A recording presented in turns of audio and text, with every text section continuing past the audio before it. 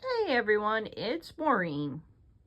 I know you haven't necessarily gotten to see some feline content in a little while, and I happen to be working on a few dolls, so I finished one, mostly, other than a little bit of trim that needs to be sewn down. So I brought up another friend from the basement to start on my next project. I'm planning on buying some Dunbrock tartan and making this sort of into a impromptu Merida doll. She is just, she already has the facial features for this, and the hair. You can't beat it. So I put her on the bed for now.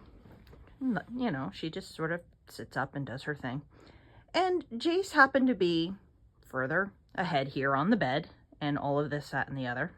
I turn around, he's taking a bath right next to our little buddy. So I said to him, and I said, Jace, did you make a new friend? You have a new buddy? I'm guessing that's a yes. So this one might have to live upstairs permanently if Jace has decided to claim her. So we'll see how that goes. But in the meantime, I'll show you progress, obviously, on Merida when she's complete. And of course, I have my other dolly friends, as you already are aware. I have these ladies hanging out over here. And then I put all the fairy dolls on the dresser. So the fairy conclave lives on the dresser. But this is who I finished most recently. This happens to be Violet. She actually was made from a doll that Cracker Barrel made for various different time periods in fashion. Violet was dressed in a 1940s style rayon colored dress with a fur stole and a little hat. And I found her at Goodwill, but the box seemed to be destroyed. She unfortunately smelled, and I think the box had become wet at some point. So I went ahead, washed all of the clothing, other than the hat, of course. I even washed the faux fur, which is the trim you see down there. So washed everything up and deodorized everything, and then started making the outfit. Now the purple, darker purple material you see here is from London & Co. So Liberties of London. And I've been trying to share this online, but for some reason Facebook has decided that it wants to give me a hard time about the, what they call that, copyright on the fabric. Even though, you know, I purchased the fabric, I'm just showing what I made with it, but apparently that's a no-no. But this is a nice Art Nouveau patterned silk charmeuse. And I went ahead, edged it with some gold lace and some purple rayon ribbon, which looks really, really good. I made some hanging sleeves, and everything is lined in a changeable gold and purple lining that I got from a silk sari. So is the veil on the back. I have to sew down some trim yet, but other than that, she's pretty much done. I happened to get these wonderful bracelets actually off of Temu. They had a couple different colors for the beads. I got one of each. I like them, and so I added them on here, and they really give it a nice little pop of color, and I don't mind that the beads are two different colors. The garnet necklace, so that is actual garnet as well. I put the little charm that was on the dress on the bottom of the necklace. I made the pearl one with the drop from pearls that I already had. And then there was another stretchy garnet beaded bracelet that I went ahead and put in as like a collar. So it all works beautifully together.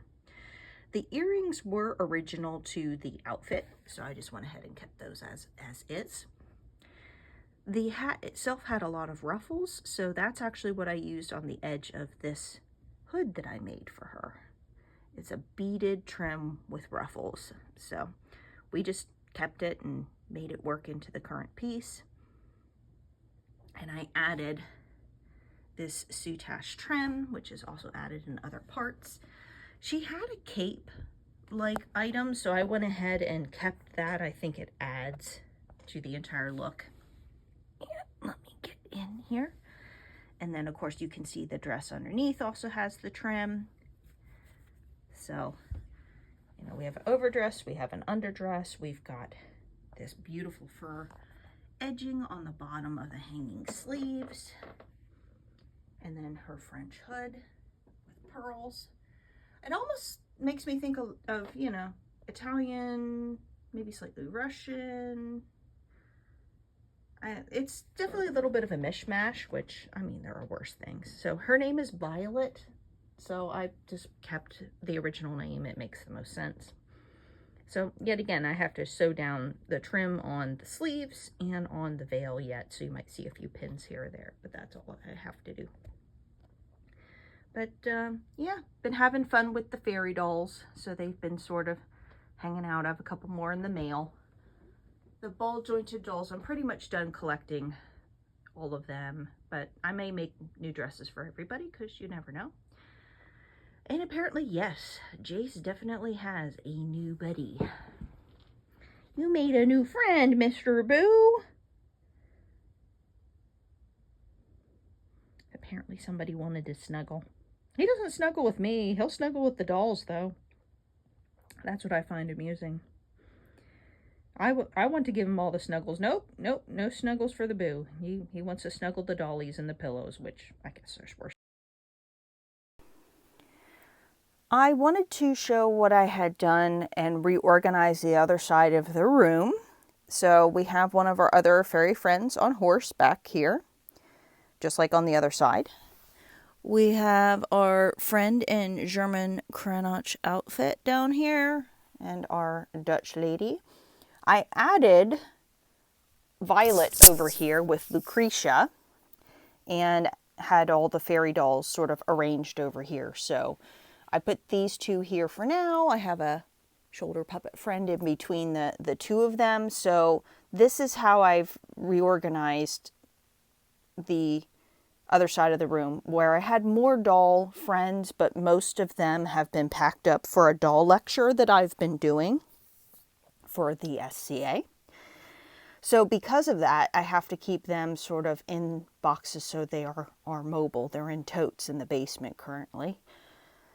They'll probably come back up here and, excuse me, I'll rearrange them over here.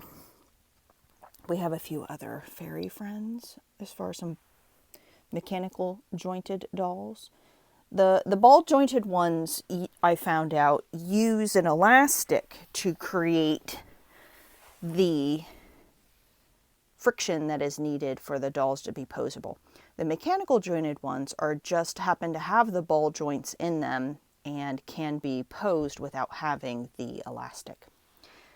And here's Star, who wanted to, oh, thank you for the headbutt. Wanted to come into the video because Boo got featured. And you're not going to miss out on cuteness, huh? No.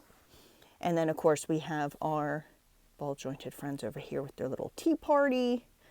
There's a couple that are in the cabinet behind as well.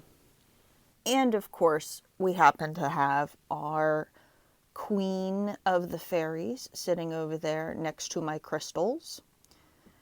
And then, of course, we have some other shoulder puppets, and then my other porcelain dolls happen to be in that corner next to the rocking horse of awesomeness.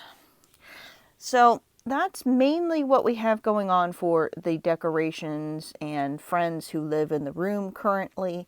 I am working on the next doll, which should hopefully be in next month's video. I'm already like partway through with it, so it will definitely make it for next month.